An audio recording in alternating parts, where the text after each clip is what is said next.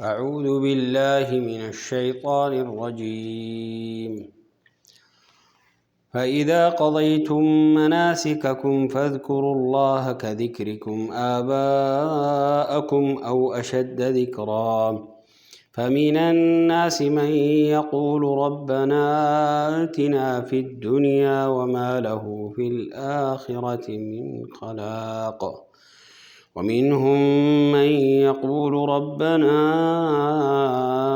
آتنا في الدنيا حسنة وفي الآخرة حسنة وقنا عذاب النار أولئك لهم نصيب مما كسبوا والله سريع الحساب واذكروا الله في أيام معدودات فمن تعجل في يومين فلا إثم عليه ومن تأخر فلا إثم عليه لمن اتقى واتقوا الله واعلموا أنكم إليه تحشرون۔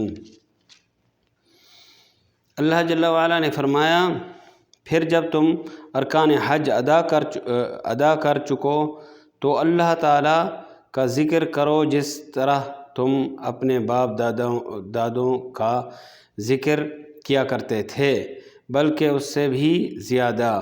بعض لوگ وہ بھی ہیں جو کہتے ہیں اے ہمارے رب ہمیں دنیا میں دے، ایسے لوگوں کا آخرت میں کوئی حصہ نہیں۔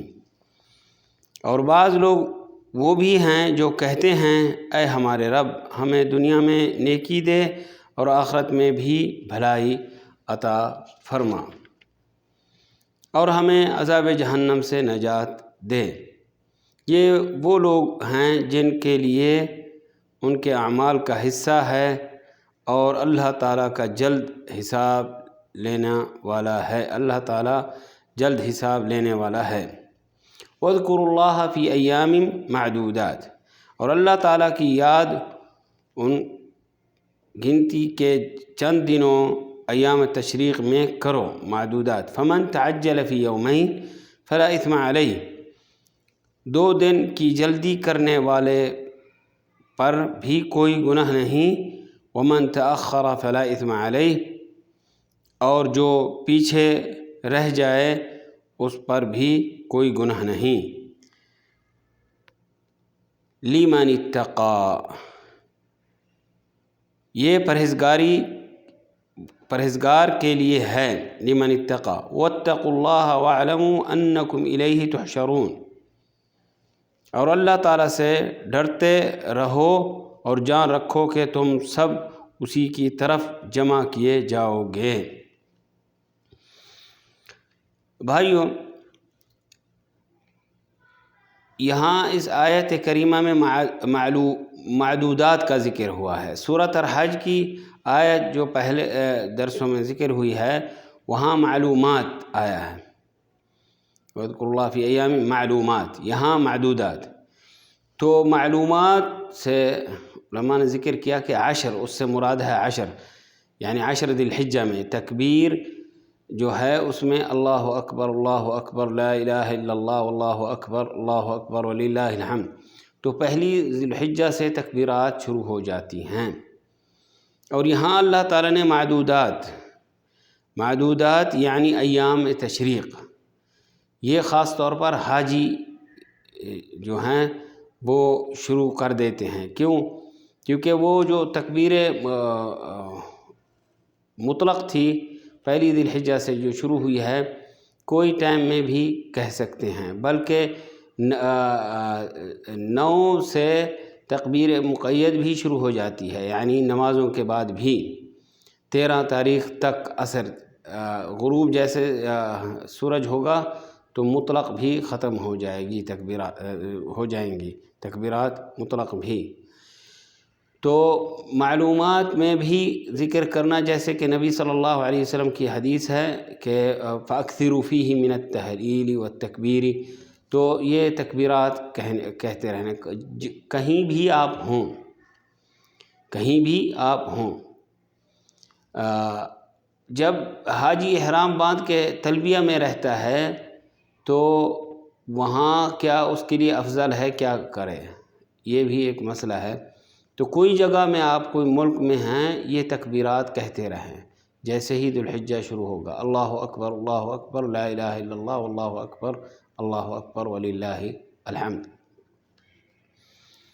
یہ ایک سنت طریقہ ہے آواز سے کہنا، حتیٰ کہ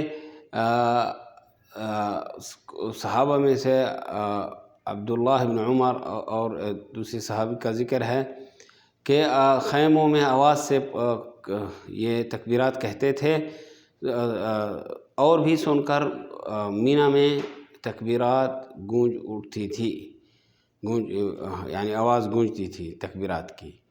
تو یہ بھی ایک سنت طریقہ ہے، کیونکہ حاجی جو ہے احرام کے بعد جب حج کا احرام 8 تاریخ کو باندھ کر پھر ہی چلتا ہے، جس کا حج تمتع ہو یا پہلے سے جس نے باندھا ہوا ہے حج قران والا یا حج افراد والا، تو وہ تلبیہ میں ہے، لبیک میں ہے، لبیک اللہم لبیک۔ تو لیکن جب ہی جمرہ 10 تاریخ کو مارے گا تو اس کے بعد اس کی تکبیرات جو ہیں وہ مزید، کیونکہ تلبیہ تو ختم ہو گئی، تو تکبیرات میں مزید وہ ٹائم گزارے۔ کیونکہ یہ سوال ہو سکتا ہے کہ کیا، کیونکہ عرفات میں بھی تکبیرات کا ذکر آیا ہے، حاجی تلبیہ بھی کہتے ہیں، اور کوئی اگر تکبیرات کہیں تو اس کو بھی آپ کچھ نہیں کہہ سکتے، کیونکہ تکبیرات بھی 10 ذی الحجہ میں ہیں، اور حاجی کے لیے خصوصی تلبیہ ہے۔ ٹھیک ہے، یہ ایک مسئلہ ہو گیا۔ تو یہ تکبیرات مسنون سنت ہے، اس کو زور سے کہنا، اور نعرے جو ہیں یہ چیزوں کے لگانے چاہیے، بجائے اور چیزوں کا ذکر کرنا، یا عجیب طریقے سے لوگ کرتے رہتے ہیں مختلف اوقات میں۔ تو جب ہی سنتوں کا ذکر آئے اور یہ مسنون طریقے آئیں، نماز کے بعد ذکر آواز سے کرنا، یہ بھی نبی صلی اللہ علیہ وسلم کی احادیث میں ثابت ہے، جیسے صحابہ ذکر کرتے ہیں کہ نماز کے بعد ہی یہ پتہ چلتا تھا کہ نماز فارغ ہو گئے ہیں، معاشر رضی اللہ عنہ کے آواز سے، تکبیرات سے، یعنی جو سبحان اللہ الحمدللہ اللہ اکبر، یہ بھی آواز سے ذکر کرنا نماز کے بعد، یہ بھی ایک مسنون طریقہ ہے۔ جاہلیت میں کچھ کرتے تھے ایسے کہ وہ اپنے ذکرکم، تو اللہ تعالیٰ نے یہاں مخصوص کر دیا کہ وَاذْكُرُوا اللَّهَ كَذِكْرِكُمْ آبَاءَكُمْ أَوْ أَشَدَّ ذِكْرًا، تو اس سے بھی زیادہ ہاں بھی اللہ تعالیٰ کا ذکر کیا جائے، بجائے اپنے آباء و اجداد پر فخر کرنا اور کچھ ذکر کرنا۔ یہاں اللہ تعالیٰ نے فرمایا وَاذْكُرُوا اللَّهَ كَذِكْرِكُمْ آبَاءَكُمْ أَوْ أَشَدَّ ذِكْرًا فَإِذَا قَضَيْتُم مَنَاسِكَكُمْ۔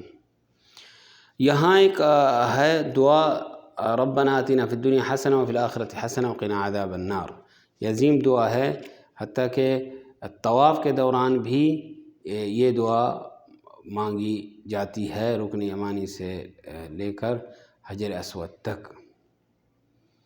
ٹھیک ہے، کیونکہ ایک اور چیز، باقی کوئی دعا مخصوص نہیں ہے، اس صفا مروہ میں بھی نبی صلی اللہ علیہ وسلم سے کچھ دعائیں ثابت ہیں، تو ایسے کوئی پہلے چکر دوسرے چکر کی، یا صفا مروہ میں پہلے دوسرے چکر کی دعائیں، ایسے جو مخصوص دعائیں ایسے نہیں ہیں۔ اللہ تعالیٰ سے دعا ہے ہم سب کو سنت طریقہ پر چلنے کی توفیق دے، نبی صلی اللہ علیہ وسلم کی دعائیں مانگنے کی توفیق دے۔ وصلی اللہ وسلم وبارک علی نبینا محمد وعلی آلہ وصحبہ اجمعین، والسلام علیکم ورحمۃ اللہ وبرکاتہ۔